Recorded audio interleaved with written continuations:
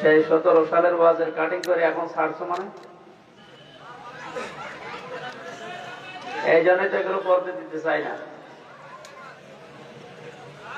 নামাতে এত দেরি হচ্ছে আপনার?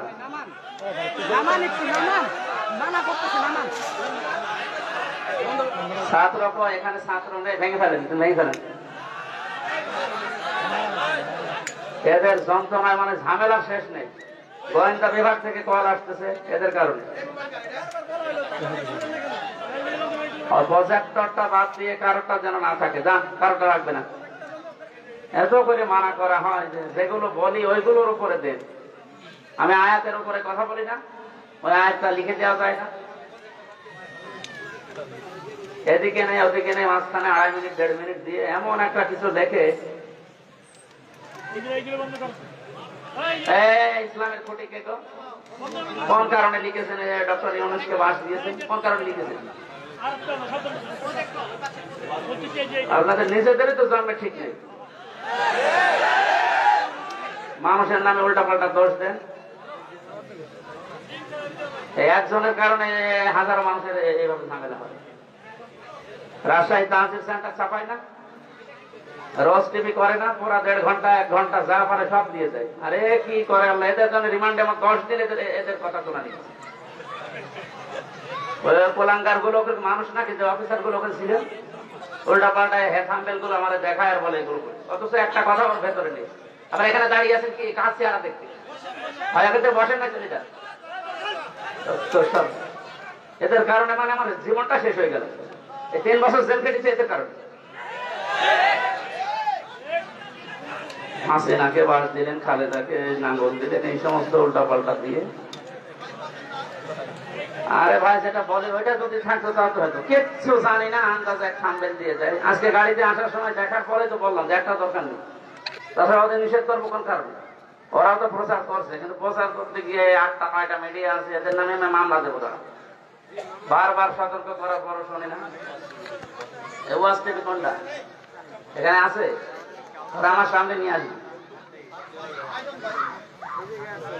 এখান থেকে সব বসেন নাই, এখান থেকে সব বসেন, এমনিতে রাত হয়ে গেল। ইন্নাল হামদালিল্লাহি ওয়াসসালাতু ওয়াসসালামু আলা রাসূলিল্লাহ, আম্মা বা'দ, ফাআউযু বিল্লাহি মিনাশ শাইতানির রাজীম। বিসমিল্লাহির রহমানির রহিম। والتين والزيتون وطور سينين وهذا البلد الأمين لقد خلقنا الإنسان في أحسن تقويم ثم رددناه أسفل سافلين إلا الذين آمنوا وعملوا الصالحات فلهم أجر غير ممنون فما يكذبك بعد بالدين فما يكذبك بعد بالدين أليس الله بأحكم الحاكمين صدق الله العظيم اللهم صل على مولانا محمد وعلى آل سيدنا مولانا। আলহামদুলিল্লাহ, মানিকগঞ্জ জেলার সিংগাই থানার অন্তর্গত তালেবপুর, রাজেন্দ্রপুর, মধ্যপাড়া বায়তুন নাজাত জামে মসজিদ ও মাদ্রাসার উদ্যোগে দ্বিতীয় বার্ষিক দোয়া ওয়াজ ও দোয়ার মাহফিলের স্বনামধন্য সভাপতি, মাহফিলের প্রধান অতিথি জনাব হাসান উল্লাহ বাবু, সম্মানিত উদ্বোধক জনাব হাজী আব্দুল মালিক বাবুল, অনেকগুলো মানুষের নাম এখানে আছে, একটা একটা করে নাম বললে অনেক সময় যাবে, এমনিতে রাত হয়ে গেছে, এত রাতে কথা বলা তো ঠিক না। 10টা 10:30 মাফিক শেষ করে দেওয়া দরকার। যারা এসেছেন, বিশেষ করে অত্র এলাকার সর্বজন শ্রদ্ধাভাজন ব্যক্তিবর্গ যারা, এদের সম্মান মর্যাদা আরো বেশি কামনা করছি। সামনে বসা মুসলমান ভাইরা, পর্দার আড়ালের সম্মানিতা মা এবং বোনেরা, প্রাণ প্রিয় মানিকগঞ্জবাসী, শুকরিয়া জানাচ্ছি আল্লাহ যিনি আমাদেরকে এখনো পর্যন্ত সুস্থ রেখেছেন, ডাঙায় রেখেছেন। আলহামদুলিল্লাহ।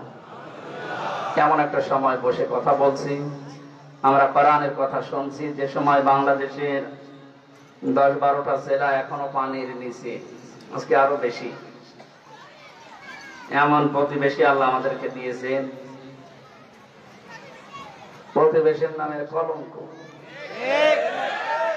মানুষ বিপদে পড়লে প্রতিবেশীর সাহায্য চায়, আর এদের কি অবস্থা। এদের হেদায়েত কামনা করে তো লাভ নেই, কারণ জালেমদের হেদায়েত আল্লাহ দেয়। আল্লাহু লা ইয়াহদিল কওমাজ জালিমিন। আল্লাহ বলেন জালেমদের এখনো হেদায়েত দিচ্ছে না, ভবিষ্যতে দেব না। ইয়াহদি এটা মুজারি, বর্তমান, ভবিষ্যৎ, প্রেজেন্ট, ফিউচার। যেহেতু আল্লাহর ঘোষণা, এটা কোরআনে কারিমে, মিথ্যা হতে পারে? বলেন। এই ছেলে, এখান থেকে নেমে বসো, নেমে বসো, তাড়াতাড়ি যাবে। কেউ কথা বলবে না ভাই, এখান থেকে একটু পিছিয়ে বসুন।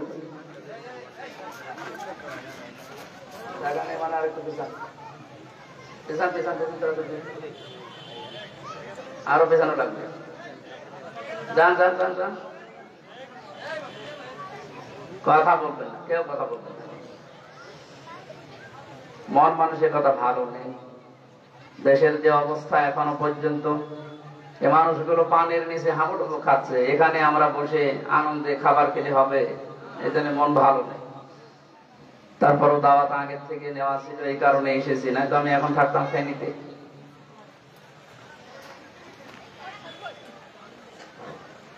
সম্মানিত মানিকগঞ্জবাসী,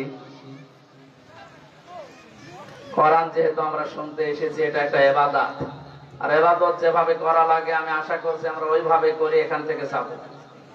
নামাজ একটা ইবাদত, নামাজে দাঁড়িয়ে মানুষ যেমন এদিক ওদিকে তাকায় না, কথা বলে না, মোবাইল টেপে না, গল্প করে, এটাও তো ইবাদত। এই যে 1 ঘন্টা 1.5 ঘন্টা বসে আছেন, পুরাটা মনে করবেন আমি নামাজে আছি।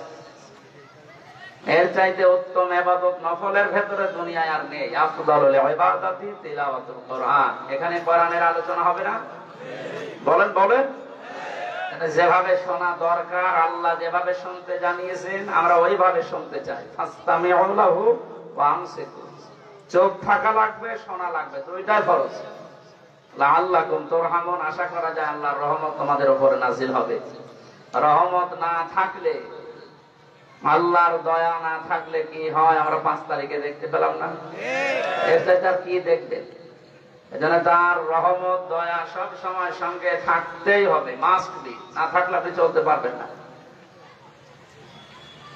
লা তাকনাতু মির রাহমাতিল্লাহ। আমার রহমত থেকে নৈরাশ হয়ে যেও না। যারা এই কথা বলেছিল যে রহমত লাগবে না, আমার ঝিনাইদার যাকে এই যে টুকরা টুকরা করে বিভিন্ন জায়গায় ফেলে রেখেছে, এই লোকটা এই কথা জানিয়েছিল। এমনকি যারা এই যে ঝিনাইদহ জেলায় দেখলাম যে একজনকে টাঙিয়ে রেখেছে, সাবেক চেয়ারম্যান ছিল হিরো, এরা পিটিয়ে মেরে হয়নি, টাঙিয়ে রেখেছে ঝিনাইদহ একদম মেন জায়গায়, বক চত্বরে, পায়রা চত্বরে টাঙিয়ে। এরপরে মৃত মানুষের উপরও মানুষ পিটাচ্ছে। একটা মানুষের উপরে কত ঘৃণা জন্মালে কাজ করে আপনি টের পাচ্ছেন? এই মানুষগুলোই বক্তব্য দিত, তোরা আল্লাহর আমার লাগবে না। আল্লাহ দেখিয়েছে, আমার যদি না লাগে তোরও আমার লাগবে না, যা।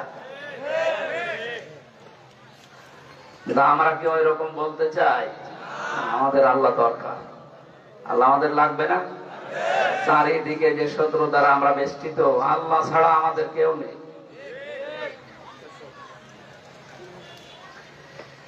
কোরআনে কারীম জানিয়েছে খালাকাল ইনসানা আল্লামাহুল বায়ান। আল্লাহ পাক বলেন আমি মানুষ বানিয়েছি আর মানুষকে কথা বলার যোগ্যতা দিয়েছি। এটা কথা বলতে পারে পৃথিবীতে শুধুমাত্র মানুষ। বিজ্ঞান আল্লামাহুল বায়ানের উপরে গবেষণা চালিয়েছে। মানুষ যে কথা বলে, যেটা দিয়ে তার নাম যেহেতু মুখ, এই মুখের কয়েক ইঞ্চি জায়গা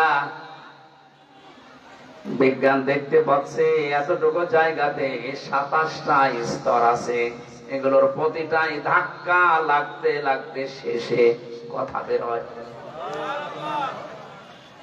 আমার আপনার কথা এক একটা বের হতে 27টা ধাক্কা, 27টা স্তর পার করা লাগছে।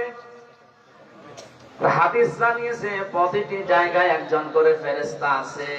এ ওর কাছে, এ ওর কাছে, এ ওর কাছে, এভাবে দিতে দিতে সর্বশেষ যখন মুখের কাছে আসে, ফেরেশতাটা কথা সুন্দর করে বের করে দেয়।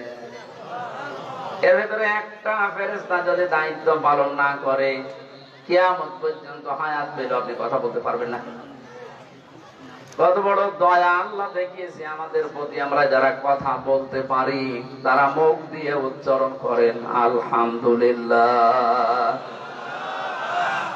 দরুদ আর সালাম পড়ছি আমাদের নবী মুহাম্মদ রাসূলুল্লাহ সাল্লাল্লাহু আলাইহি ওয়াসাল্লামের প্রতি, যাকে নবী হিসাবে, রাসূল হিসাবে পেয়ে আমরা খুশি না বেজার? এমনকি তাকে নেতা হিসাবে পেয়েও আমরা খুশি। কারণ রাসূলের আদর্শ বাদ দিয়ে যত মানুষ নেতৃত্ব দিয়েছে, মানুষের দ্বারা জনপদ নিরাপদ থাকেনি, থাকা সম্ভব না। আমরা যাদেরকে মেনে চলি, কারো চরিত্র, কারো জীবন আমাদের কাছে পরিষ্কার না। পরিষ্কার? আমরা জানি যাকে মেনে চলি ওর ছোটবেলায় ও কি করেছে। এতে এমন মানুষকে মানার জন্য কোরআনে কারীম নির্দেশ দিচ্ছে যার চরিত্রের ভেতরে কোনো ফাঁক ফোকর খুঁজে পাবেন না। ওয়া ইন্নাকা লাআলা খুলুকিন আযীম। হে নবী, অবশ্যই আপনি মহান চরিত্রের উপরে প্রতিষ্ঠিত। বলেন সুবহানাল্লাহ। এত বড় মহান চরিত্র পৃথিবীর কাউকে দেওয়া হয়নি, কিয়ামত পর্যন্ত দেওয়া হবে না। আমি বারবার এই কথাগুলো আনছি কেন? এই দেশে 15 বছর আমরা অনেক কথা এই আয়াত পড়ার পরও বলতে পারি নাই। ওটা ওপেন ভাবে হেদায়েতের জন্য বলছি। মন তৈরি করেন আপনি যেন কোরআন থেকে হেদায়েত পান। আরে এই কথা বলতে এই সমস্যা কেন? আপনার তো শোনা হচ্ছে না। আমি কিন্তু একটু পরে জিজ্ঞাসা করবো, যদি বলতে না পারেন এখানে মুখ উঁচু জায়গায় বসাবো।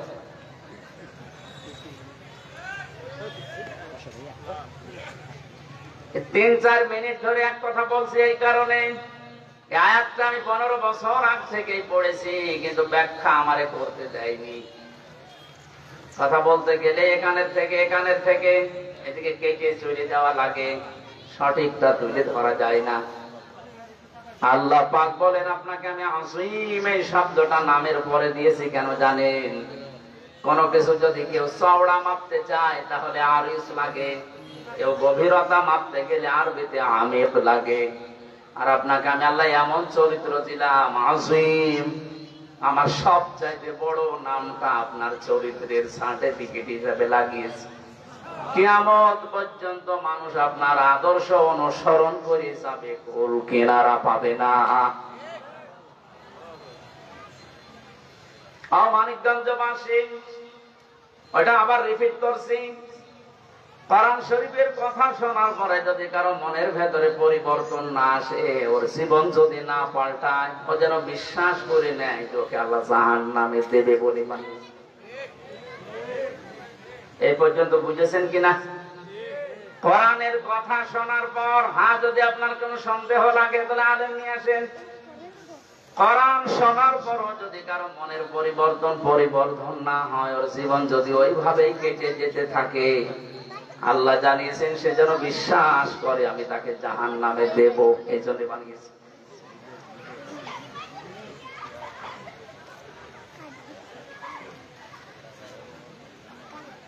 বিশ্বনবী জানিয়েছেন, মানিত্তাবাল হুদা বিগাইরিল কোরআন আদাল্লাহুল্লাহ। এমনকি কোরআন বাদ দিয়ে পৃথিবীর কোন জায়গায় যদি কেউ ভালো হবে এই নিয়তেও যায়, আল্লাহ এত বেশি রেগে যায়। আদাল্লাহুল্লাহ। কত আলেম এখানে বসে আছে, শব্দটা ভাবে ফাল থেকে এসেছে।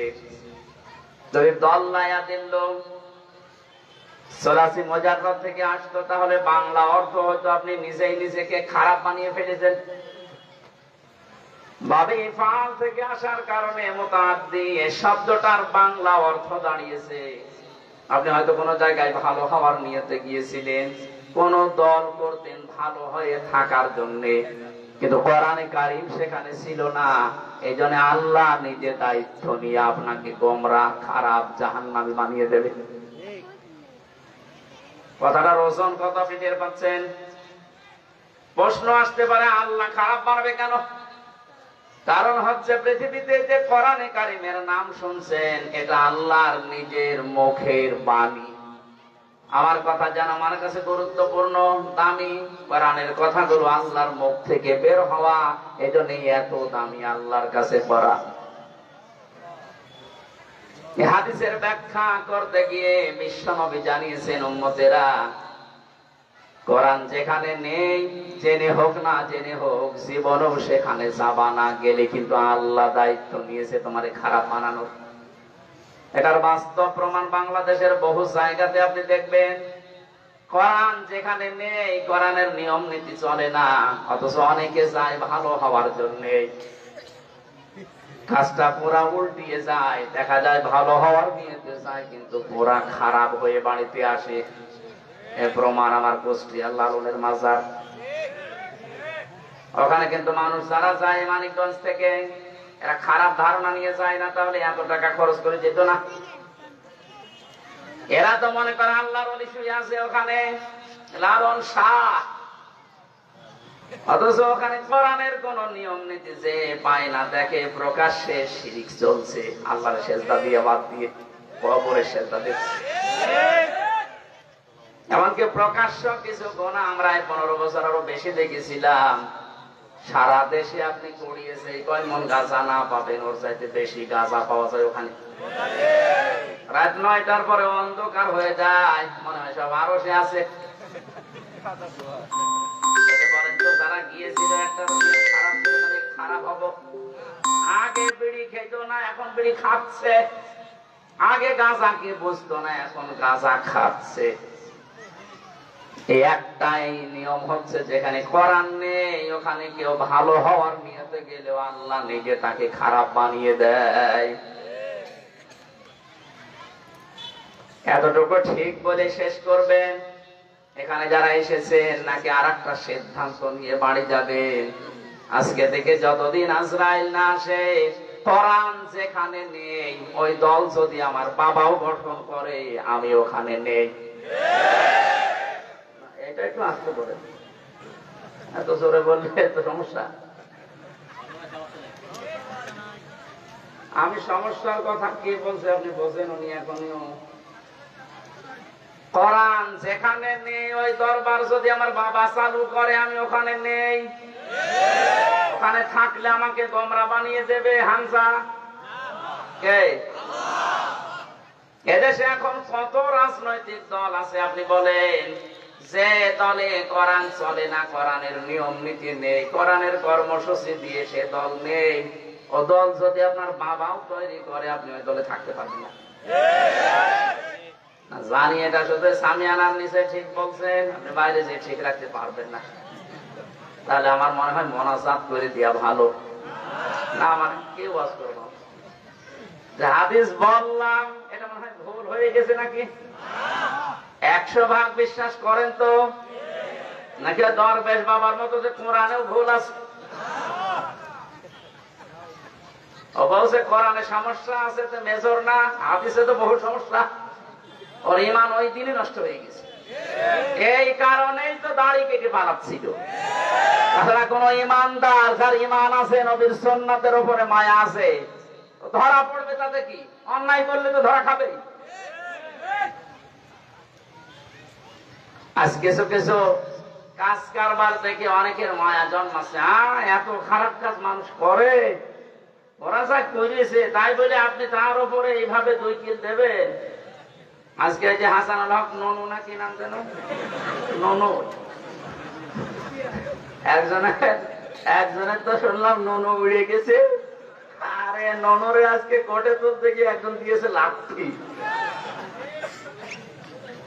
কত ঘৃণা থাকলে একটা মানুষ আপনাকে লাঠি মারে আপনি বলেন?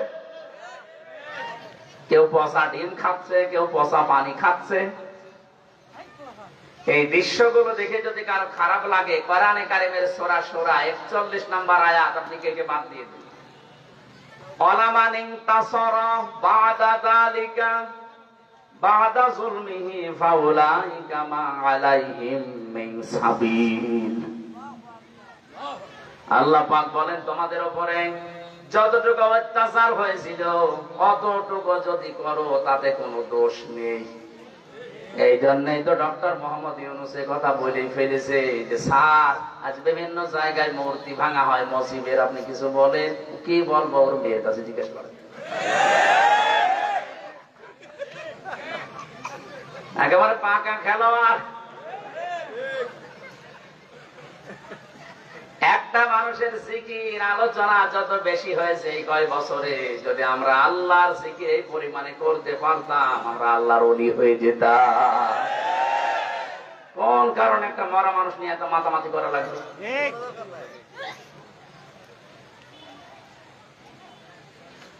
তাকে চিরস্মরণীয় করার জন্য, মানুষের মুখে মুখে তার নামটা উচ্চারণ করার জন্য মোড়ে মোড়ে তা বানিয়েছিলেন।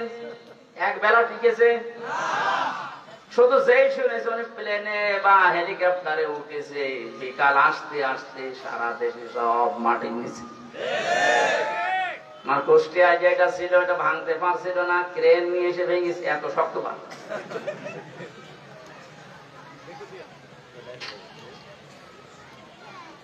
ঠিক ক্ষতি করে ফেললেন এই টাকাগুলো, জবাব দেওয়া লাগবে এই টাকার। কারণ এই টাকা তো আপনারও না, আপনার বাবারও না, সব আমাদের টাকা। এটা হকল এবাদ যেহেতু নষ্ট হয়েছে, এই জন্য আপনার বাবাও কষ্ট পাবে, আর আপনি মারা গেলে তো কবর জাহান্নাম, কেউ বাঁচাতে পারবে না। কারণ হকল এবাদ শুধু আমির হামজার একা না, এদেশের 18 কোটি মানুষের টাকা ছিল ওই মূর্তি বানানো টাকার ভেতরে।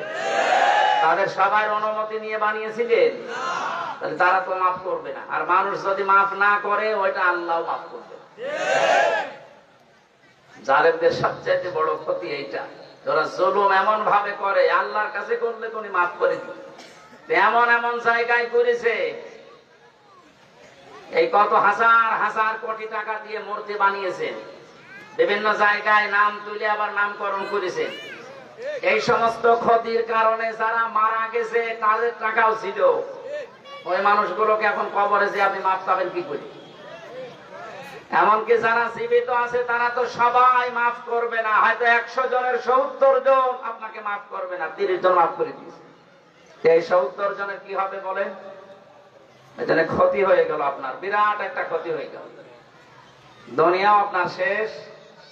আর মাত্র 45 দিন মনে হয় না, কয়দিন আছে? না 23 দিন। হ্যাঁ 23 দিন, 25 দিন। 25 দিন পরে আপনি কোথায় যাবেন? আসলে তো মানুষ পিটিয়ে মেরে ফেলবে। আজকে একটা লাইভ দেখছিলাম, এক যুবক বলছে, আসো আসো ভাতিজা আসো। তোমার এসে কি করা লাগে আমরা দেখতেছি। যতগুলো মামলা হয়েছে, এই মামলার যদি কিছু না কিছু যদি 2 দিন করেও রায় দেয়, তাও তো যত হায়াত আছে ও শেষ হায়াত পর্যন্ত জেলে থাকা লাগবে। এই জন্য বড় ক্ষতি করে ফেললেন নিচে। আর যাদের রেখে গেলেন এরা তো আছে আর এক জাহান্নাম। এই যে 3 ইঞ্চি ছিল, একে রাস্তায় আসতে পারছে, কি জীবন তৈরি করেছিল। 3 ইঞ্চির নাকি যে সহকারী ছিল, ও 1000 কোটি টাকার মালিক। কি আশ্চর্য একটা দেশ গড়েছিল বলেন তো। 5 টাকা খরচ হবে একটা জায়গায়, সেখানে 5000 বাজেট করছে। এই কথা বলছে না কেন? যদি মিথ্যা মনে হয়, এই যে রেল, যে যেটা পড়ে গিয়েছিল মেট্রো রেল, বলেছিল 1 বছর লাগবে, অথচ এই মাত্র 21-22 দিনে সব কমপ্লিট করে আজকে থেকে চলা আরম্ভ হয়েছে। তার মানে বোঝা যাচ্ছে কত রকমের দুর্নীতি এই দেশে টপ টু বটম হয়েছে, সবগুলো এখন একটা একটা করে ধরা পড়ছে। আমার আগে যিনি কথা বলছিলেন না আয়নাঘর সম্পর্কে, আমি নিজে তো ছিলাম মাটির নিচে, আমি দেখেছি যারা আজ মায়া কান্না করছেন, হ্যাঁ সব শেষ করে ফেললেন, সত্যি আপনাদের ওই জায়গায় ব্যারিস্টার আরমানের মতো 8 বছর রাখা দরকার। আপনার মুখ দিয়ে জীবনও ওই কথা আর বের হবে না। জালেমরা যা করেছে আল্লাহর আরশ পর্যন্ত টিপে গেছে। আপনাকে সারা দেশের 18 কোটি মানুষ যদি মাফ করে দেয়, ব্যারিস্টার আরমানের স্ত্রী জীবনও মাফ করবে না, কারণ তাকে 8টা বছর স্বামী নেই কি আছে সে জানতোই না। মারা গেলেও তো একটা বিশ্বাস থাকতো যে মরে গেছে, আমি আর এক জায়গায় বিয়ে করি, এক কথা বলে না কেন? আর আপনি কি করলেন? জানতেও দিলেন না যে বেশি আছে কিনা। আমি জেলে থাকাকালীন ডিজিএফআই এর একজন সদস্য জেলে ছিল, আমারে বলছিল যে হুজুর আমি কিছু গোপন কথা বলতাম কিন্তু বলতে পারছি না, বললে আমারে মেরে ফেলবে। আমার সাথে ছিল মুফতি ফখরুল ইসলাম, উনিও বলছিল যে আমারে নিয়ে মাটির নিচে এমন ভাবে রেখেছিল, পেছনে এই হাত বেঁধে পায়ের ভেতরে সেকল দিয়ে 24 ঘন্টা এইভাবে টয়লেট করার জন্য মানুষ 1.5 মিনিট সময় দিত। আপনি কোন কারণে অত্যাচারটা করলেন? এমনিতে তারে নিয়ে যান, একটু বসিয়ে সুঝিয়ে 2-1টা ঘা দিয়ে বিদায় করে দিন। তা 1 দিন 2 দিন 8 বছর 10 বছর 12 বছর একটা মানুষকে কবরের মতো জায়গায় ফেলে রেখেছেন, আর এখনো যদি বলেন যে আমি কি করেছি যে মানুষ এরকম করছে, এইদিকে আসে কি করেছেন আপনাকে দেখাচ্ছে। উপদেষ্টা যিনি আছেন এই যে আমাদের বয়সী আসিফ, এই ছেলেটা জানিয়েছে যে আয়না ঘরকে বিলুপ্ত না, ধ্বংস না, ওইভাবে রেখে দেওয়া লাগবে। যারা পরিদর্শন করতে আসে বিভিন্ন জায়গা থেকে তাদের জন্য টুরিস্টের প্লেস হিসাবে রাখবো, মানুষ যেন বোঝে দুনিয়াবাসী যে এই দেশে একটা জালেম ছিল। কি করেছেন নিজের বিবেকের কাছে জিজ্ঞাসা করেন। যারা একটু জিজ্ঞাসা করছে তারা আর এখানে থাকতে চাচ্ছে না। এই যে কালামানি থাকতে চাচ্ছে, একজনকে শুনলাম টাকা দিয়েছিল, সেও এর সাথে বেইমানি করেছে। 100 টাকা টাকা দিয়ে বলেছিল বর্ডারটা শুধু পার করে দে, ও টাকাও নিয়েছে ধরিয়েও দিয়েছে। এমন পেটানো পেটিয়েছে, শেষে ওর সেই হাসানো ননু শেষ। এই জালেম গুলো আমাদেরকে যখন মাজায় দড়ি দিয়ে ছাগলের মতো টেনে নিয়ে যেত, ওরা টিপমনি কাটতো। আল্লাহ একেবারে খাপের খাপ মমতাজের বাপ দেখিয়ে দিয়েছে।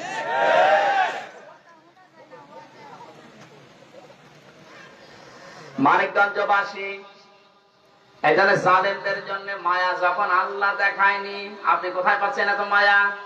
উনি বানিয়েছে, ওনার চাইতে আপনার মায়া দয়া বেশি নাকি?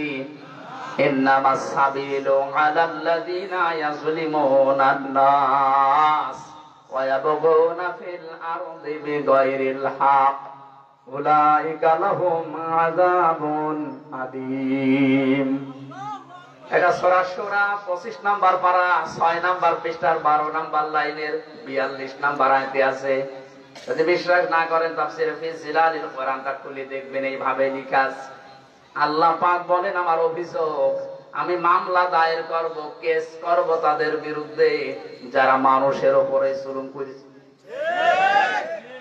সুতরাং এ দেশের সাবেক যিনি ছিলেন তিনি সহ যারা জুলুমের সাথে জড়িত, ওরা হামজার মামলার আসামি না, ওরা আল্লাহর মামলার আসামি। যে লোকটা আল্লাহর মামলার আসামি, আমি যদি তার বিরুদ্ধে মামলা করি খুব বেশি বড় অপরাধ হয়ে যাচ্ছে। আমার রিমান্ডের সাথে যারা জড়িত ছিল টপ টু বটন, আমি প্রত্যেকের নামে মামলা দিতে চাই, কারণ ও বিষয়ে আমি কিচ্ছু জানতাম না। ওরা নিজেরাও বলতো আমারে, ওই মাটির নিচে যখন নিয়ে যেত বলতো হুজুর কিছু জানেন না, তাও জানি, কিন্তু উপরের নির্দেশ করাই লাগবে।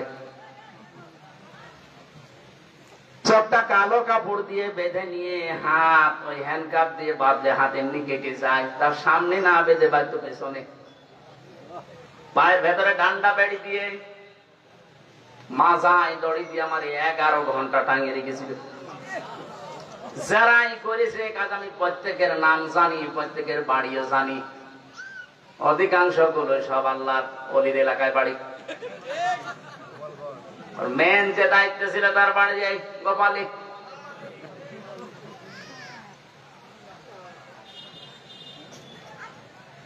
জামাত ইসলামের সংগ্রামী আমির ডাক্তার শফিক রহমান জানিয়েছে, আমরা কারো উপর অত্যাচার জুলুম নির্যাতন করব না, কিন্তু যতটুকু পেয়েছি অন্তত অতটুকু তো করা দরকার।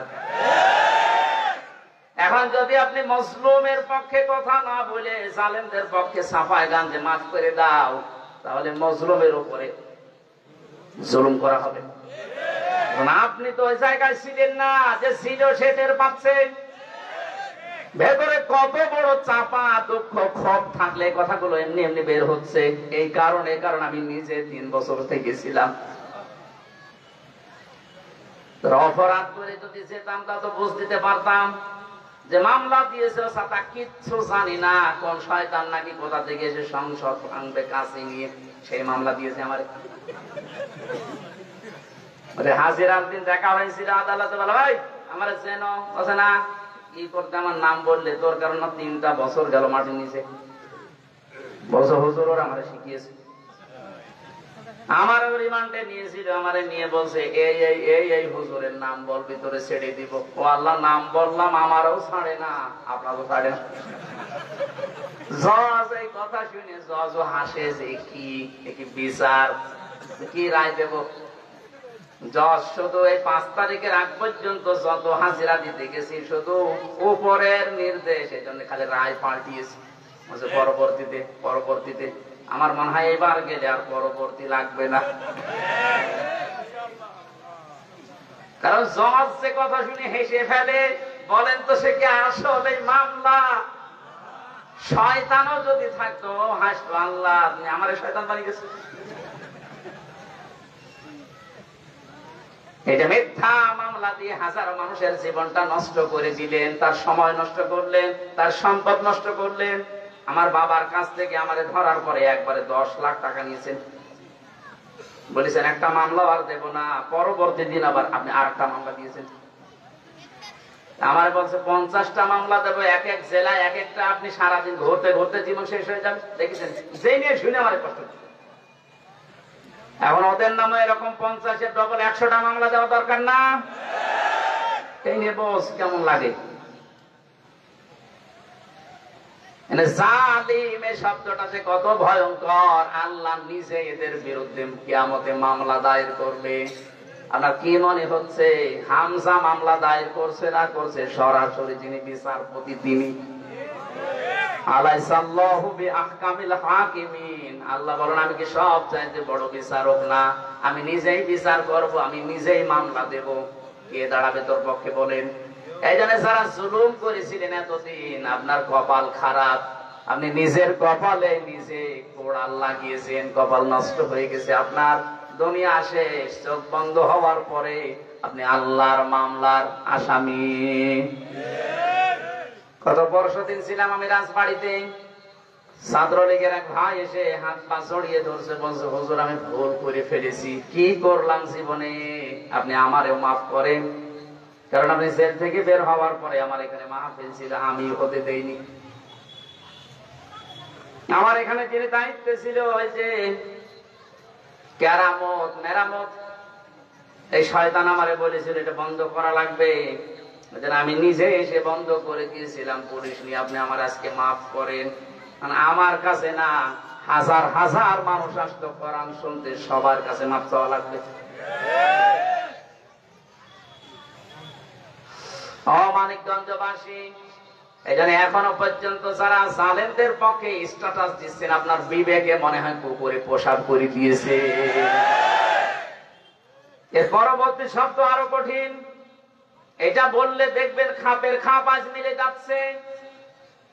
কোরআনে কারীম জানিয়েছে ওয়ায়াবগুনা ফিল আরদি বিগাইরিল হক। আল্লাহ মামলা দায়ের করবে 2 শ্রেণীর মানুষের বিরুদ্ধে। 1 নম্বরে যারা মানুষ হয়ে মানুষের উপরে জুলুম করেছে, 2 নম্বরে যারা বিনা কারণে বিদ্রোহ করে দুনিয়ায় বিশৃঙ্খলা তৈরি করার জন্য চেষ্টা চালিয়েছে। এখন যেটা চলছে, এটা বিদায় নেওয়ার পর দিন থেকে হিন্দুদেরকে দিয়ে কিছু তৈরি করেছিল, হালে পানি নেয়নি। এরপরে আবার শুরু করেছিল বিচারপতিকে দিয়ে। ছাত্রদের মোকাবেলায় সে ষড়যন্ত্র নিঃশেষ হয়ে গেছে। এটাও যখন পারে নাই, এখন চালিয়েছে আনসার দিয়ে। কিসের আনসার? পুলিশ ছাড়া যদি দেশ চলতে পারে, আনসারের কোনো দরকার নেই, ও ছাতা বিলুপ্ত করে দেন। আজকে সকালে সেনাবাহিনীর প্রধান ঘোষণাও দিয়েছে যে ও ছাতার কোনো দরকার নেই, তো দরকার নেই। কি হবে আনসার দিয়ে? আমি তো আনসারের কোনো কাজ পাই না। আরে ভাই, পুলিশ এই বাহিনী ছাড়া যদি দেশ এই 17-18 দিন চলতে পারে, তো আনসারের কি দরকার? বেকার বেকার ওদের পেছনে টাকা খরচ না করে কাজ করে খান।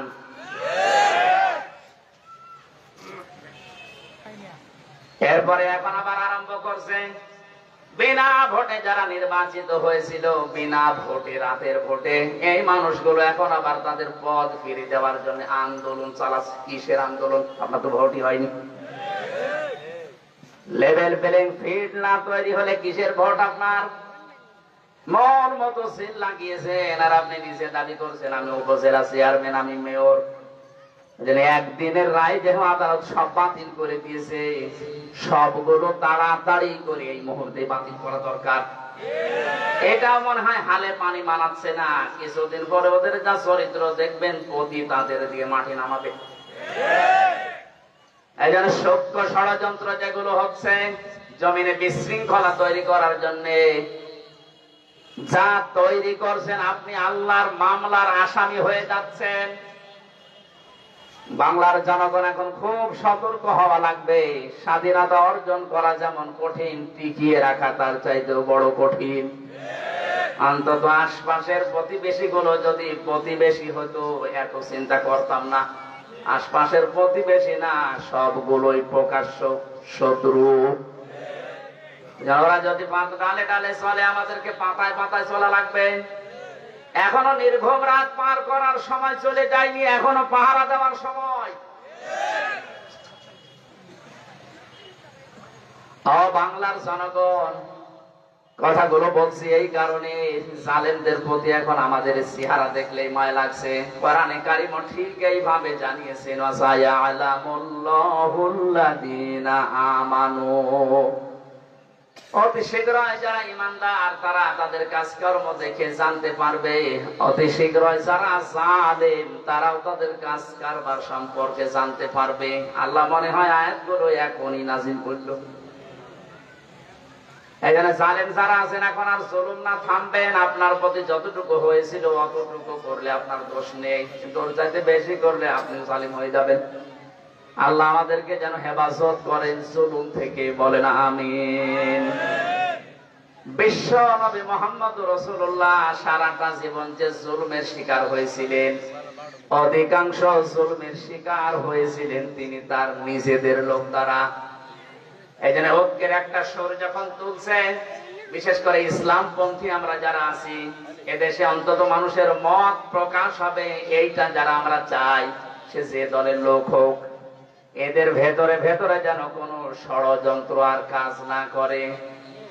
আমরা সিফফিনের ঘটনা শুনেছি, যে সিফফিনের যুদ্ধ হয়েছিল, হযরতে আলী এবং হযরতে মুয়াবিয়া রাদিয়াল্লাহু তাআলা আনহু দুইজনেই বড় নবীর সাহাবী ছিলেন এবং আলেম ছিলেন। যেহেতু এলেম ছিল তাদের ভেতরে, এই জন্য দুইজন রাতের বেলা সবকিছু মিলমিশ হয়ে গেল, সব ঠান্ডা হয়ে গেছে। কিন্তু মুনাফিক ইহুদি ছিল একজন, আব্দুল্লাহ বিন সাবা। এই লোকটা একেবারে শেষ রাতের দিকে এসে ওই দলের ভেতরে প্রবেশ করে ওদের দিকে লাগিয়েছে তীর। ওখান থেকে আসা শুরু করেছে, শেষ পর্যন্ত ফজরের পরে বিনা কারণে যুদ্ধটা তৈরি হয়ে 10,000 মানুষ দুনিয়া থেকে বিদায় নিয়ে চলে গেল। আমাদের সময় কিন্তু ঠিক ওই রকম পর্যায়ে আছে। এই মুনাফিকেরা, এই জালেমেরা ভেতরে ভেতরে প্রবেশ করে ছোটখাটো বিষয় নিয়ে মনোমালিন্য তৈরি করে আবার আমাদের ভেতরে গন্ডগোল তৈরি করে না দেয়। স্বাধীন যখন হয়েছি এটা টিকিয়ে রাখার জন্য যা ছাড় দেওয়া লাগে সব ছাড় দেওয়া লাগবে। আরে ভাই, আগে তো বসে থাকবেন, দাঁড়িয়ে থাকবেন, এরপরে তো বাকি কথা। দাঁড়াতেই তো পারতেন না, বসতেও পারতেন না। এ বিষয়টা যখন সামনে আমাদের এসেছে, আস্তে আস্তে সব হবে, কোনো চিন্তা নেই। আমার জেলখানার প্রথম 1.5 বছর ছিল জনাব তারেক জিয়া, ওনার যে পিএস আছে নুরউদ্দিন অপু ভাই, ওনার সাথে ছিলাম। লোকটার কাছে বহু কথা, বহু বাস্তবতা আমি শিখেছি। উনি মনে হয় বের হয়েছে কিছুদিন আগে। অপু ভাইয়ের জন্য দোয়া করছি, আল্লাহ তাকে যে পরিবর্তন দিয়েছো, এ পরিবর্তনের ধারা যেন অব্যাহত থাকে। আল্লাহ তুমি তাকে দুনিয়া আখিরাতে কামিয়াবি দাও ইসলামের ভেতরে, বলেন আমিন। মানিকগঞ্জবাসী পরিচিত একটা সূরা যেহেতু পড়েছি, ওই সূরা থেকে আমি কিছু কথা তাফসীর আকারে বলতে চাই। শুধুমাত্র মুহাম্মদুর রাসূলুল্লাহর ওই বিষয়টা বোঝাতে আমি এ পর্যন্ত আসছিলাম। যেহেতু মন থেকে আপনি মেনে নেওয়ার জন্য চাতক পাখির মতো শুনতেছেন, ভালো করে শোনেন। এখনো পর্যন্ত যারা কোরআন বাদ দিয়ে অন্য কোন লাইনে চলছেন, আপনি ভুল পথে আছেন, ফিরে আসবেন। 2 নম্বরে, আজিম যেহেতু রাসূলের চরিত্রের জন্য আল্লাহ দিয়েছেন, পৃথিবীতে কোন নেতা নির্দ্বিধায় বিনা বাক্যে প্রশ্ন ছাড়া মানা যাবে না, শুধু মুহাম্মদুর রাসূলুল্লাহ বাদ দিয়ে। এটা যাদের ঠিক নেই, হাতে পায়ে ধরে বলছে আপনি ঠিক করেন। এটা দুনিয়ার বিষয় না, আদর্শ এমন একটা গুরুত্বপূর্ণ জিনিস। যারা বলে আমরা সবাই অমক সেনা, ভয় করে না বুলেট বোমা, আপনার ঈমান নষ্ট হয়ে গেছে। কারণ শুধু রাসূলুল্লাহর সেনা হওয়া বাদ দিয়ে দুনিয়ায় কারো সেনা, এ কথা বলা জায়েজ নেই। এই কথা বলছে না কেন? এটাকে আমি বানাচ্ছি। কোরআনে কারিমে আল্লাহ পাক রাসূলুল্লাহকে বিশেষ বিশেষ 7টা নামে যে ডাক দিয়েছেন, তার ভেতরে প্রথম নাম্বারে এটা ইয়াসিন। ইয়া হরফে নিদা, হে। সিন মানে সাজ্জেদ, সাজ্জেদ মানে নেতা। আল্লাহর ঘোষণা দেওয়া নেতা এই পৃথিবীতে একজন। কয়জন? যদি আয়াতের তাফসীর ভুল হয় আলেমদেরকে জিজ্ঞাসা করেন তো, আল্লাহর ঘোষণা দেওয়া নেতা দুনিয়ায় কয়জন বলেন? তার ঘোষণা দেওয়া নেতা, তার ঘোষণা দেওয়া নামাজ, তার ঘোষণা দেওয়া রোজা। রোজা মানতে পারেন, নামাজ মানতে পারেন, তার ঘোষণা দেওয়া নেতার নেতৃত্ব মানতে পারেন না। মানে তাহলে আপনি অর্ধেক অর্ধেক করলেন, একদিকে কিছু মেনেছেন আর একদিকে কিছু অস্বীকার করেছেন। তাদের যে কত ভয়ঙ্কর পরিণতি হবে দুনিয়ায়। আফাতুমিনুনা বিবাযিল কিতাবি ওয়া তাকফুরুনা বিবায ফামা জাযাউ মান ইয়াফআলু যালিকা মিনকুম ইল্লা খিজিয়ুন ফিল হায়াতিদ দুনিয়া। সূরা বাকারার 85 নম্বর আয়াতের মাঝের অংশে আছে, আল্লাহ পাক বলেন, আমার কোরআনের কিছু নিয়ম নীতি যদি কেউ মানে আর কিছু মানে না, অস্বীকার করে, অবিশ্বাস করে, এ মানুষগুলোর জন্য দুনিয়ার জীবনে লাঞ্ছনা, গঞ্জনা, অপমান দিয়ে ভরে দেব। আপনাকে আমি বাঁচাতে চাই, এই জন্য আয়াতগুলো শোনালাম। আপনি ভুল পথে আছেন। আমি আবার বলছি, যাদের আদর্শ ঠিক নেই, এই মুহূর্তে আপনাকে পরিবর্তন হওয়া লাগবে। যদি না হতে চান, আপনার জন্য মাহফিলে আসার দরকার নেই। নাকি কড়া হয়ে গেল? কোরআনে কারিমে এই ফোর্সে জানিয়েছে নেতৃত্বের এই বিষয়টা। আল্লাহ যে বিচার ব্যবস্থা সাজাবে আপনার মরণের পরে, ওখানে একবারে সবাইকে ডাকবে না, প্রথমেই ডাকবে মহান আল্লাহ প্রতিটি মানুষকে স্রেফ একা একা। কয়জন? আজ যারা ছড়ায় বাংলাদেশে যে কিয়ামতের দিন কোনো চিন্তা নেই, লক্ষ লক্ষ মরিদ নিয়ে বিভিন্ন পীরেরা উঠবে, এটা ডাহা মিথ্যা কথা। ফাকুল্লুহুম আতিহি ইয়াউমাল কিয়ামাতি ফারদা। সূরা মরিয়মের 95 নম্বর আয়াত 16 নম্বর পারা 10 নম্বর পৃষ্ঠার 15 নম্বর লাইনে আছে। এটা তাফসীরে ইবনে কাসিরে পাবেন। আল্লাহ পাক বলেন, প্রতিটি মানুষকে আমি আমার সামনে ডাক দেব, একা একা, কেউ থাকবে না। বিচারের দ্বিতীয় সিস্টেম এবার শুরু হচ্ছে। এবার আর আল্লাহ একা ডাকবে না কাউকে। ইয়াউমা নাদউ কুল্লা উনাসিম বিইমামিহিম। সূরা বানী ইসরাঈল 15 নম্বর পারা 8 নম্বর পৃষ্ঠা 3 নম্বর লাইনের 72 নম্বর আয়াতের প্রথম অংশে আছে। এটা তাফসীরে ফি সিরালিল কোরআনে আছে। আল্লাহ বলেন, কিয়ামতে প্রতিটি মানুষকে আল্লাহ তার নেতার সাথে এবার ডাক দেবে। কয়জন করি? না না, প্রথম সিস্টেমে একা একা, দ্বিতীয় সিস্টেমে ডাকবে নেতার সাথে। আগে নেতা, এরপরে কর্মী। ও বাংলার জনগণ, নিজের বিবেকের কাছে জিজ্ঞাসা করেন, আপনি যার নেতৃত্বে এতদিন মেনে চলেছেন, এখনো চলছেন, ওই লোকটাকে যদি আল্লাহ কিয়ামতের সামনে রাখে, আপনাকে রাখবে পেছনে, ওর দিকে তাকিয়ে তো আল্লাহ রাগ হয়ে যাবে। এখন বলছেন না? আপনার কি মনে হয় যে যাকে আপনি মানেন ওই লোকটার সামনে থাকলে আল্লাহ খুশি হবে? তার চেহারার ভেতরে তো ইসলাম নেই, আর ইসলাম থাকলেও কেটে ফেলেছে। এইরকম চরিত্রের একজন মানুষের সামনে পেছনে আপনি থাকবেন, আর আপনার মনে মনে হচ্ছে আল্লাহ মাফ করে দেবে। আল্লাহ করে পাগল নাকি?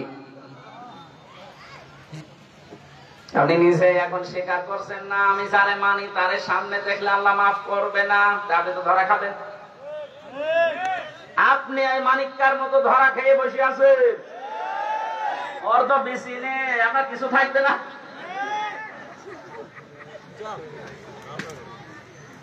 আমি শুধু হাসির খোরাকি দেওয়ার জন্য বলি না, এতক্ষণ বক বক করছি একটা বিষয়ের জন্য, যাদের নেতা ঠিক নেই।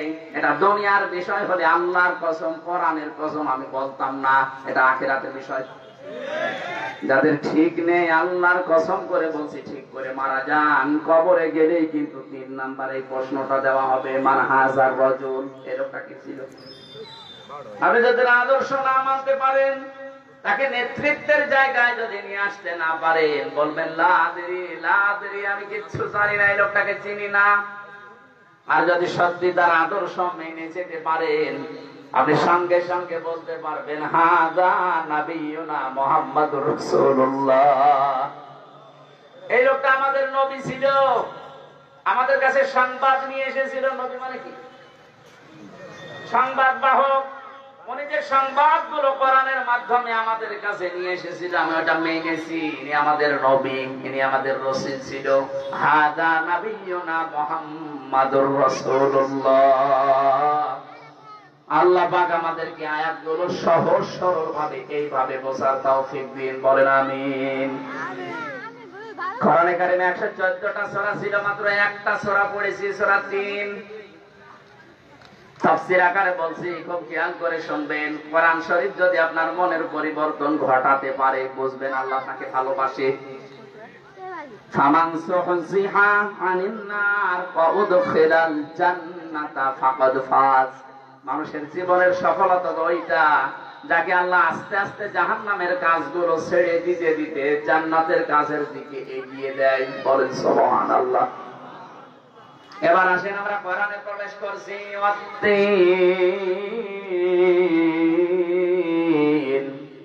আল্লাহ বলেন তিনের কসম। কিসের কসম? এই যে শব্দটা শুরু করেছেন ওয়া দিয়ে, ওয়া কসমিয়া। এই পৃথিবীতে আল্লাহ যে কোনো বিষয় বোঝাতে চাইলে ওই বিষয়ের সাথে সম্পর্কিত রিলেটেড যেটা আছে তার কসম দেন। আর আমরা সৃষ্টি জগতে যারা আছি, আমরাও কসম মাঝে মাঝে দেই। কেউ কেউ কসম দেয় প্রেমিকার মাথায় হাত দিয়ে। আরে ভাই, ওর মাথায় তো হাত দেওয়া জায়েজ নেই, এবার বলছে না।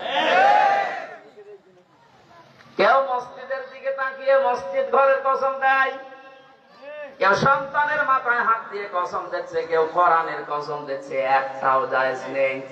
কসম দেওয়া শুধু জায়েজ আছে আল্লাহর নামে। যেহেতু সবচাইতে বড় মনে করি আমরা কাকে? আল্লাহু আকবার। সবচাইতে বড় কে? সৃষ্টি জগতের কসম হবে শুধুমাত্র সৃষ্টিকর্তার নামে। আজকে থেকে এই মাসলাটা মনে রাখবেন, আল্লাহ বাদে কারো নামে সে যেই হোক কসম দেওয়া জায়েজ নেই। আর কোন বিষয়ে যদি কেউ আল্লাহর নাম নিয়েও মিথ্যা কসম দেয়, যে কিছুক্ষণ আমি আগে কসম দিলাম কোরআনের, আল্লাহ এটা সত্য বলে দিয়েছি, কারণ নবীজির আদর্শ ছাড়া কোন মানুষ জান্নাতে যাবে না, যেতেও পারে না, এই কারণে দিয়েছি। আর কোন দোষ যদি আপনি করার পরেও আল্লাহর নামে কসম দেন, মিথ্যা কসম, আজ কত মানুষ এই 15 বছরে বিভিন্ন কথায় দেখেছি, কাজে দেখেছি, কসম দিয়েছিল না দেয়নি? কসম কেটে কেটে বলতো আমরা ন্যায় বিচার প্রতিষ্ঠা করছি, ন্যায় বিচারের বালায়ও ছিল না। এখন যিনি প্রধান বিচারপতির দায়িত্ব পেয়েছেন, কয়েকদিন আগে ঘোষণা দিয়েছে এদেশে যত মিথ্যা মামলা রাজনৈতিক সবগুলো কয়েকদিনের ভেতরে নিঃশেষ করতে হবে। আর আপনি মামলার পরে মামলা খালি জিয়ে রেখেছিলেন, আইনটাকে ধ্বংস করার পেছনে সব চাইতে বড় ভূমিকা পালন করেছিল আনিসুল। কত বড় শয়তান, আল্লাহর পর্যন্ত বলতে দিচ্ছে। এই সমস্ত মানুষকে মুসলমান মনে করলেও আপনার ঈমান থাকবে না, কারণ কোন কাফেরকে যদি কেউ কাফের না বলে সেও কাফের। এইটা তো আমি বানালাম। এখানে যারা আছেন সবাইকে বলছি ওযু ভেঙে যায় কয়টা কারণে বলেন তো? বলেন, এটা মানেন তো যে ওযু ভেঙে যায় কয় কারণে? একটা পাওয়া গেলে ওযু শেষ। নামাজ ভেঙে যায় কয় কারণে? 19টা। কয়টা? 18টা পালন করলেন, একটা করেননি, নামাজ কি? বলেন বলেন, সওয়াব হবে 5টা। কয়টা? এটা বোঝেন তো, নামাজ ভেঙে যায়, ওযু ভেঙে যায়, রোজা ভেঙে যায়, ভাঙে না? আপনার যে ঈমান জান্নাতে নিয়ে যাবে, এই ঈমানও ভেঙে যায়। মানুষের ঈমান ভেঙে যায়। মুফাসসিরিন ইকরাম কোরআন থেকে বের করেছেন 10টা কারণে মানুষের ঈমান ভেঙে যায়। তার ভেতরে 9 নাম্বার কারণ এটা, কোন কাফেরকে যদি কেউ কাফের মনে না করে তার ঈমান ভেঙে যায়, সেও কাফের। যে সমস্ত কাজ কারবার গুলো করেছিল আলেমদের বিরুদ্ধে, মুসলমানদের বিরুদ্ধে, ওর ঈমান থাকার কথা কি করে আপনি আমার বুঝিয়ে দেন। আমি 8 নাম্বার পয়েন্টে পেয়েছি, কোন মানুষ যদি মুসলমানদের বিরুদ্ধে ষড়যন্ত্র, আর এই ষড়যন্ত্র কেউ যদি সহযোগিতা করে, তার ঈমান নষ্ট হয়ে যায়, তার ঈমান ভেঙে যায়। আমি এখান থেকে বলছি, হাজারো মানুষ আমরা দেখেছিলাম বিভিন্ন সময় কসম দিত ঠিক, কিন্তু কসম গুলো সব মিথ্যা। আর মিথ্যা কসম দিলে তার ঈমান নষ্ট হয়ে যায়। বলেন নাউজুবিল্লাহ। আল্লাহ দ্বীনের কসম দিয়েছেন কিছু গুরুত্বপূর্ণ কারণে, কারণ এই পৃথিবীতে বহু কিছু তৈরি হয়েছে মানুষের যৌবনকে ঠিক রাখার জন্য, মানুষের এই চেহারাকে। মানুষের রক্তের ভেতরে 5 প্রকার ক্যান্সার হয়। কত? এ সমস্ত বিষয়গুলো থেকে বাঁচানোর জন্য সবচাইতে বড় মাধ্যম হিসাবে যে ফলটা কাজ করে তার নাম 3 ফল। 3 মানে ডুমুর ফল। 3 মানে কি? ডুমুর বলতে আমাদের দেশের যে ডুমুর এটাও হয়, কিন্তু এটা অত উন্নত না। এটা পাহাড়ি এলাকায় যেগুলো হয় ওইগুলো, বিশেষ করে তুরস্কে হয় যেগুলো। আল্লাহ পাক 3 শব্দটা কোরআনে কারিমে ব্যবহার করার পরে কসম দিলেন, কারো যদি যৌবন নষ্ট করে ফেলেন বিভিন্ন কারণে, শয়তানের ধোঁকায়, নফসের জালে, যৌবনের তাড়নায় যদি কেউ যৌবন নষ্ট করে ফেলেন, তাহলে তার সবচাইতে বড় মাধ্যম ওটা টিকিয়ে রাখা, লেভেল করার জন্য, উন্নত করার জন্য এই 3 ফল। বুড়ো মানুষের শোনার দরকার নেই, আপনাদেরও সব লাগবে না, যুবক মানুষদের জন্য বলছি। 3 ফল মধু দিয়ে মিশিয়ে যদি কেউ খেতে পারে, তার যৌবন ঠিক থাকবে, চেহারার উজ্জ্বলতা বাড়বে। আল্লাহ বলেন জাইতুন। জাইতুন মানে জলপাই। জাইতুন মানে কি? এটা উপকারী ফল। অনেক মানুষ তিতা লাগে এজন্য খেতে চায় না, অথচ রক্তের ভেতরে 27 রকম জিনিস প্রবাহিত হয়। বিজ্ঞান জানিয়েছে এই ফলটা যদি মানুষ বেশি বেশি খেতে পারে, রক্তের এই 27টা স্তর ঠিক থাকে। 2 নম্বর তাফসীর হচ্ছে 3 মানে হযরতে মুসা আলাইহিস সালাম না 3 মানে যদি পাহাড়ে যেখানে নৌকা থেমেছিল নূহ নবীর ওখানে একটা মসজিদ বানিয়েছে, ওই মসজিদের নাম 3 জাইতুন। মানে হযরতে ঈসা নবী এই যে বাইতুল মুকাদ্দাস বলা হয় যেখানে, ওখানে একটা মসজিদ আছে, ওই মসজিদের নাম তাফসীরের ভাষায় জাইতুন। তুর সিনিন, আল্লাহ বলেন সিনাই পর্বতের কসম। কেন এই কসমটা দিলেন? এখানে কয়েকটা শিক্ষা আমি বের করেছি তাফসীর থেকে। সিনাই পর্বতের কসম দেওয়ার কারণ হচ্ছে এই জায়গাতে আল্লাহ পাক হযরতে কালিমুল্লাহ মূসা আলাইহিস সালাম তার সাথে সরাসরি কথা বলতেন। তার উম্মতেরা যখন অবিশ্বাস করেছিল, এলাকার 40টা গোত্র থেকে লিডার যারা, নকিব যারা, প্রতিনিধি যারা, তাদেরকে তিনি নিয়ে গিয়েছিলেন এই পাহাড়ে। আল্লাহর সাথে কথা বলা আরম্ভ করলেন। আল্লাহ রাব্বুল আলামিনকে ডাক দিয়ে সর্বশেষ বলেছিলেন, মাবুদ আমি তোমাকে দেখতে চাই। ক্বালা রাব্বি আরিনি, হে আল্লাহ আমাকে দেখা দাও। আল্লাহ পাক সাফ জানিয়ে দিয়েছিলেন, লাং তারানি, আমাকে দেখা যাবে না। এখান থেকে একটা মাসলা বের হয়, পৃথিবীর কোন সৃষ্টি তার এই চোখের পাওয়ার দিয়ে তার মালিক মহান আল্লাহকে দুনিয়ায় দেখা সম্ভব না। প্রশ্ন আসতে হবে, মুহাম্মদ রাসূলুল্লাহ গিয়েছিলেন, তিনি যে মেরাজে যে আল্লাহকে দেখে এসেছিলেন, এই হাদিস কি? হ্যাঁ, এ পর্যন্ত আছে, কিন্তু তিনি দেখে এসে বলতে পারেননি যে কেমন। হযরতে মুসাকে আল্লাহ বলেছিলেন, হ্যাঁ আমি তোমার সাথে দেখা দিতে পারি যদি সহ্য করতে পারো। নাছড় বান্দা হিসাবে যখন আর ছাড়ে নাই, তখন তিনি শুধু তার নূরের একটা ঝলক দিয়েছিলেন পাহাড়ের উপরে। খাররা মুসা, মুসা আলাইহিস সালাম অজ্ঞান হয়ে গেলেন। সাথে যারা 40 জন ছিল প্রত্যেকেই মারা গেছে।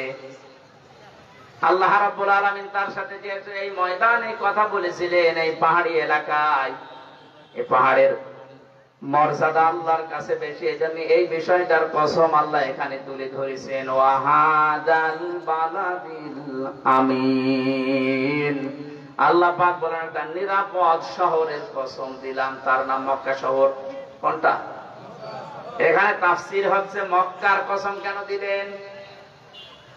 মক্কা শহর নিরাপদ, এই শহরটা নিরাপদ করার জন্য আল্লাহ পাক যত বিধান দিয়েছিলেন তার ভেতরে অন্যতম বিধান হচ্ছে এখানে আল্লাহর ঘর কাবা শরীফ আছে। এটা পৃথিবীর শ্রেষ্ঠ একটা নিদর্শন। আল্লাহর নিদর্শন যেখানে থাকে ওই জায়গাটা আল্লাহ নিরাপদ বানায়।